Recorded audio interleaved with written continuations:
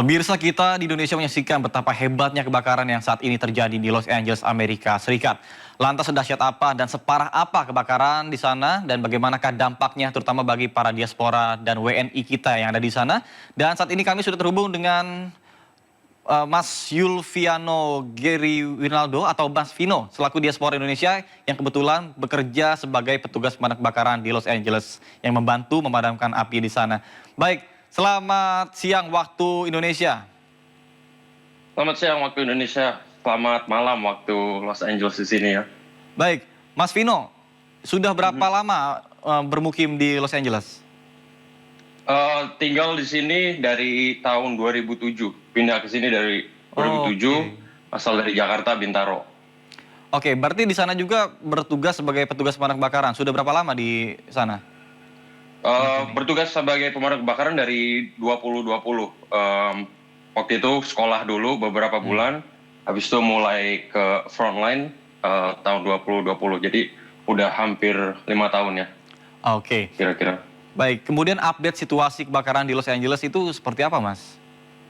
Sampai di Jadi sekarang ini kebakaran juga yang kita lihat itu juga bukan cuma satu ya. Kebakaran itu ada beberapa. Jadi kebetulan daerah yang salah satu sangat yang parah itu di daerah Altadena, which is daerah yang sangat dekat dari tempat saya kerja. Saya kebetulan kerjanya untuk khusus yang kebakaran di situ doang, karena ada satu lagi kebakaran yang di daerah dekat ocean, itu Palisades Fire, itu udah lebih besar lagi. Dua-duanya api sangat kejar-kejaran. Yang pertama mulai di Palisades Fire udah makin besar, tiba-tiba yang di daerah Altadena sangat mengejar juga, dan dua-duanya makin membesar. Belum bisa terlalu dipadamkan banget karena susah karena banyak gunung-gunung yang pemadam kebakaran mobil yang nggak bisa naik ke sana, dan karena anginnya sangat besar, jadi helikopter dan pesawat kebanyakan nggak boleh dijalankan karena terlalu bahaya gitu. Oke, Mas, kalau misalnya kita bicara soal iklim atau suhu udara di sana, itu bagaimana sih, Mas, sampai bisa terjadi kebakaran? Mungkin dari pihak pemadam kebakaran mungkin lebih tahu terkait dengan awal mula dari penyebabnya.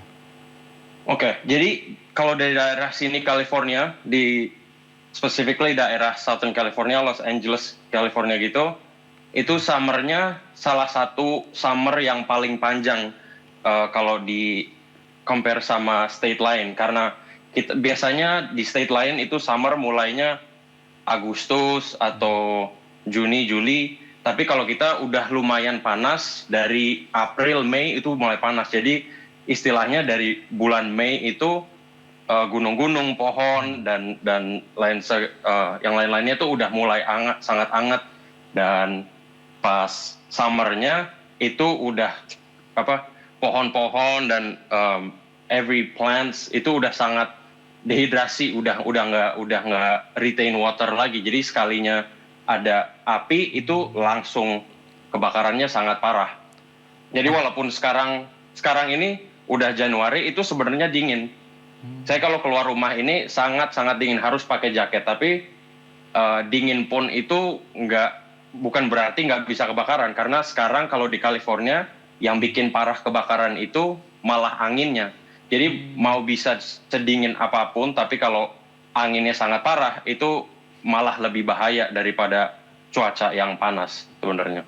Oke, sebelumnya pernah nggak sih kejadian kebakaran sehebat ini juga di Amerika? Pernah, itu justru malah pertama kali saya mulai jadi pemadam kebakaran, itu tahun 2020, itu malah lebih parah dari sini. Dan kebakarannya malah nggak jauh dari lokasi yang kebakaran sekarang. Waktu itu tahun 2020, itu pertama saya kali jadi pemadam kebakaran, langsung terjun ke salah satu kebakaran di Southern California yang paling besar, itu namanya Bobcat Fire. Itu tahun 2020, itu udah sangat parah juga. Dan kalau nggak salah, kebakaran yang ini, kalau nggak salah, hampir jadi nomor 2 kebakaran paling besar yang di daerah sini. Oke, kemudian bermunculan juga nih berbagai spekulasi dan juga beberapa kejanggalan sebelum kebakaran. Bagaimana tanggapan dari Mas Vino sendiri nih? Gimana ya, sebenarnya di beberapa daerah sudah ada yang mulai reda, tapi kayak seperti yang saya bilang tadi, angin itu kan sangat besar ya. Jadi kebakaran pohonnya jadi ada ember yang sangat terbang kemana-mana, dan anginnya itu yang membawa percikan-percikan api itu landing ke rumah orang, landing ke pohon lain, gunung lain. Jadi agak susah. Jadi istilahnya sebenarnya kebakarannya ada di satu sisi, tapi tiba-tiba ada muncul 2 mile dari sini. Cuman karena sangat kecil kebakaran daun itu yang terbang lagi kebakar, terus landing di rumah orang, landing di rumah di pohon lain dan sebagainya. Dan kebanyakan yang di video-video yang kita lihat, rumah-rumah yang sudah kebakaran justru sebenarnya rumah itu nggak terlalu lumayan dekat sama gunungnya, tapi nggak terlalu nyentuh dengan gunung. Jadi rumah-rumah itu kebakaran semua bukan karena di bawahnya gunung, malah karena percikan-percikan api itu yang terbang kemana-mana, terus landing ke rumah orang. Jadi makanya itu orang dievakuasi karena udah sangat bahaya banget. Jadi orang udah nggak boleh di situ semua. Gitu. Baik, kemudian kalau kita bicara masalah iklim di Amerika Serikat nih, kalau kita lihat di bagian timur sama di bagian barat kan, kalau barat itu kan California, kalau timur itu kan lagi musim salju. Ini memang selalu ada perbedaan begini setiap tahunnya, atau biasanya kan selalu di akhir tahun dan juga di awal tahun ini kan musim salju? Iya, betul. Dan saya baru ngobrol sama teman saya, ada orang Indonesia di Chicago juga. Itu kita compare Los Angeles sama Chicago sangat-sangat beda. Sangat-sangat beda. Mereka malah struggle-nya karena kebanyakan snow. Dan kita struggle-nya malah kekurangan air. Dan setiap tahun saya selalu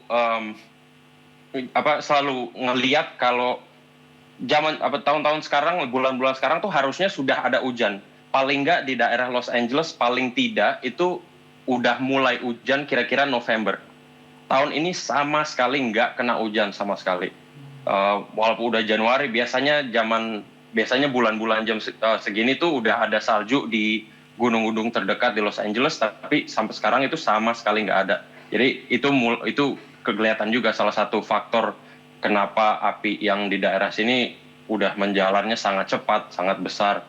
Karena kita emang sebagai state udah benar-benar kekeringan, daun-daun sangat kering, pohon-pohon sangat kering. Jadi sekalinya ada api dikit, apinya langsung membesar sangat cepat gitu. Baik, kemudian kita mengetahui juga ketika akibat dari dampak insiden kebakaran terbesar ini, banyaknya rumah-rumah seperti selebriti Hollywood yang terdampak, kemudian juga ada informasi bahwa terjadi penjarahan juga. Ini bagaimana langkah antisipasi dari pemerintah Amerika Serikat sendiri untuk mengantisipasi dan menjaga keamanan di wilayah tersebut? Jadi pertama-tama orang di daerah-daerah sini sudah mulai dievakuasi. Berarti rumah orang yang di daerah dekat kebakaran sudah mulai dievakuasi. Pertama-tama diblok dengan polisi di pojok jalan, dan polisi di sini, polisi di sana. Tapi ada beberapa jalan yang nggak terjaga. Orang-orang suka ngejarah lewat belakang situ. Jadi lama-lama udah ketahuan, jadi banyak yang jarah. Sekarang jadi banyak polisi dari departemen lain.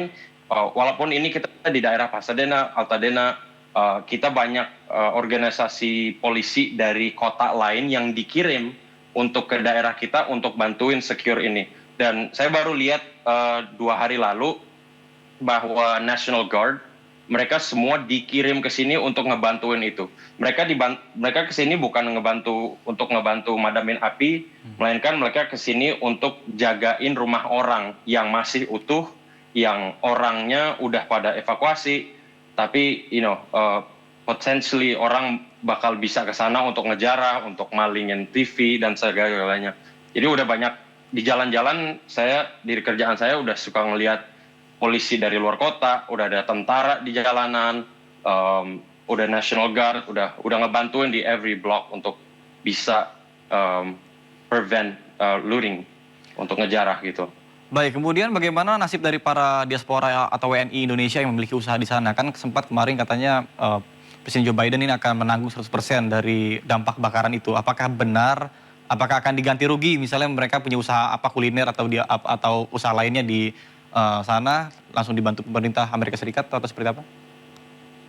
Iya, kalau masalah itu saya belum terlalu mengerti gimana maksudnya dia.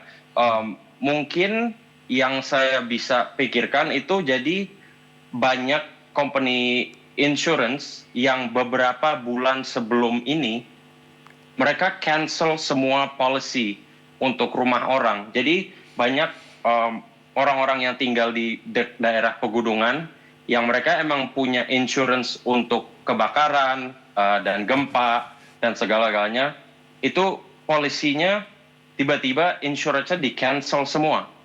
Istilahnya jadi kayak mereka tahu bakal ada kebakaran sangat besar, jadi mereka cancel insurance-nya beberapa bulan sebelum ini. Jadi kalau misalnya ada kebakaran kayak sekarang, insurance nggak harus bayar mereka. Jadi kebanyakan orang yang kehilangan rumah itu udah bener-bener nggak bisa dibantu sama insurance. Dan mungkin itu apa yang presiden omongin. Mungkin mungkin presidennya mengira ini salah satu hal yang nggak layak gitulah istilahnya. Kenapa kita bayar insurance untuk bisa dibantu kalau ada kenapa-napa, tapi tiba-tiba kok insurance-nya dihilangin. Istilahnya jadi kok mereka malah nggak mau bantu kita gitu lah istilahnya. Mungkin dari sisi itu untuk Joe Biden ngebantunya. Baik, terima kasih banyak Mas Yulviano sudah menyempatkan waktu untuk bergabung di program kami di Sindo Siang. Sehat selalu ya Mas, semoga kebakaran segera padam, amin. Semoga, amin. Terima kasih. Terima kasih Mas.